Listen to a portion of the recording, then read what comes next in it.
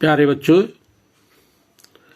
सुधी हिंदी क्लासेस में आप सभी का हार्दिक स्वागत एवं अभिनंदन। आज का विषय है जीवन परिचय और जीवन परिचय में आचार्य रामचंद्र शुक्ल का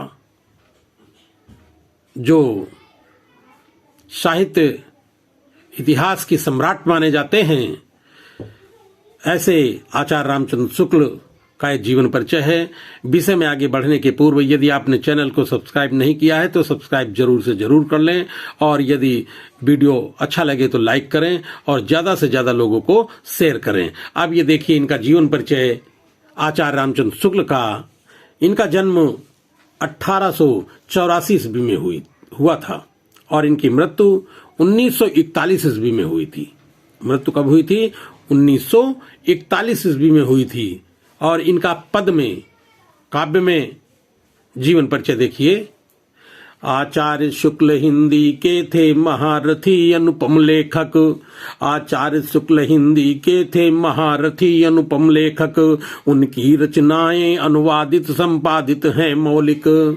वह ग्राम अगौना बस्ती के थे चंद्रवली के पुत्र रतन। वह ग्राम अगौना बस्ती के थे चंद्रवली के पुत्र रतन।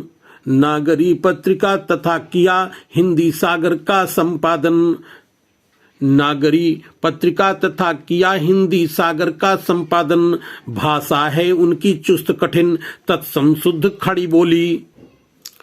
भाषा है उनकी चुस्त गठित तत्सम शुद्ध खड़ी बोली। भावों से पूर्ण गवेषण में आलोचना पूर्ण उनकी शैली। चिंतामणि बुद्ध चरित्र लिखकर हिंदी भाषा इतिहास लिखा। ऐसे हमारे आचार्य रामचंद्र शुक्ल थे।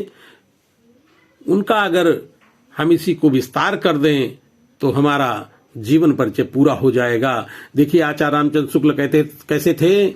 महारथी थे। लेखकों में उनकी गणना अग्रगण्य की जाती है और उनकी रचनाएं अनुवादित संपादित हैं मौलिक।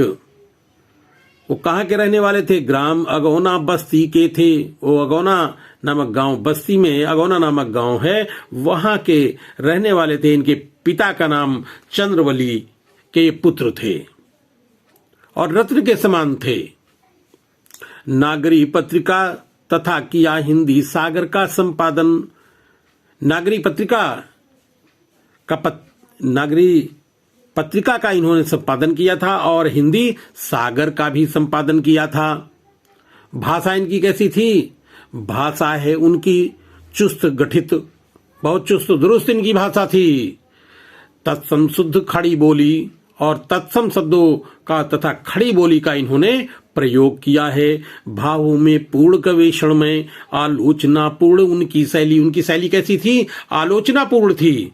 और इन्होंने लिखा क्या है? देखिए, चिंतामणि बुद्ध चरित्र लिखकर, चिंतामणि लिखा है और बुद्ध चरित्र लिखा है, और हिंदी भाषा इतिहास लिखा, और हिंदी भाषा का इतिहास, ये इनकी रचनाएं हैं। यदि हम इतना याद कर लें तो इनका जीवन परिचय और साहित्यिक परिचय कंप्लीट हो जाएगा, क्योंकि पद में चाहे जो कुछ होता है वो जल्दी से याद हो जाता है। इसलिए हमारे बच्चे अगर इसको 2-4 बार इस वीडियो को पढ़ेंगे, देखेंगे तो स्वयं में ये याद हो जाएगा। तो हमारे बच्चे इसे पढ़ें और इसको याद करें। धन्यवाद।